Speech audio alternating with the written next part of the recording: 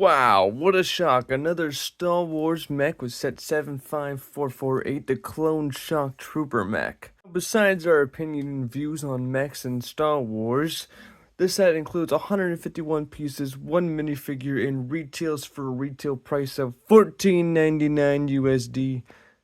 Honestly, on the lower end compared to other mechs, but still considerably overpriced. This mech was actually released in the early part of 2026, which I completely always forget about, but it's still there.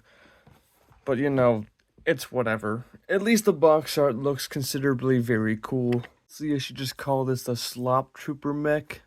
Opening up the box, you'll find 3 numbered bags. I surprisingly got paper bags in mine. Very, very cool to see. And then you also have your very bland instruction manual that surprisingly actually has a very small catalog in the back. Shockingly enough, the only figure you get in this set is a Shock Slop Trooper.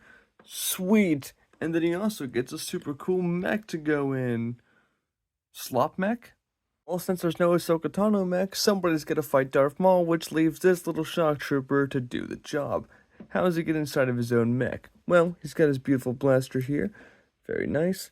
Looking at the back of the mech, which honestly isn't that bad looking. As bland as it is, not too bad. You just clip your blaster right up there, just like so, and you're ready to go. Turn the mech around, open down this beautiful chest tile piece here, which looks great. Pull this down. Fold down his arms, put him right in the groups there, just like that. Close him up, and he's ready to fight.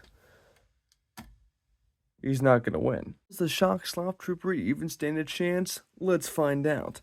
Now, he is actually pretty posable. He's actually not that bad. It's about the same as the Darth Maul. You still can't move the actual ankle joints and stuff like that, the knees and the elbows. My apologies.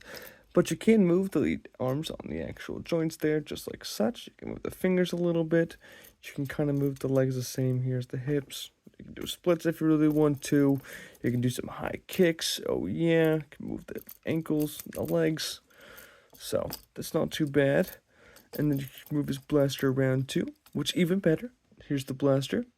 It's a trade-off compared to a smaller one, which can hopefully pack a punch in the Darth Maul. However, yet again, it is also just a stud shooter. Direct hit, it did nothing. Now, looking at our beautiful figure here, his actual blaster, it's a decent design. It's not bad, but it still works for what it is, I guess. So I guess I won't complain. I just wish they did a little bit more on the top section. But you are able to actually turn the blaster to some degree, so you can actually angle it and stuff like that.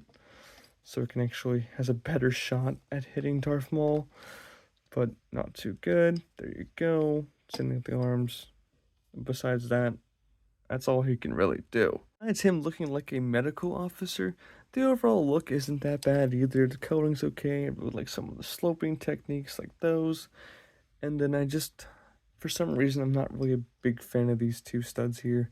I know they're going to add studs to make it look like Lego, but I just wish that was a square, I guess, and then that was maybe just a tile. But besides that, though, looks pretty good for a mech. Definitely is all fun and games until you realize this set retails for a price of $14.99, which is slightly absurd. I wish it was just a few dollars cheaper, but honestly, $14.99 is not the worst for what it is. I mean, a trooper and a build, and then it's kind of like, oh, this should be like $10, if only. Now, would you build this set? Absolutely not, especially at that price. And considering it is a slop trooper, it definitely strays away from army building, even besides the hefty price. Now, should you get this set, though? Yeah, I would recommend the set, at least if you find it on sale, just to have it, I guess. Because honestly, it's kind of a cool mech, especially for kids. But if you just want to display stuff, this definitely is probably not the set for you. But it's still a not-so-bad set. I would give it about a 7 or 8 out of 10. Even with its hefty price. Definitely am very shocked on how decent this set is, but now Starlight Bricks signing off.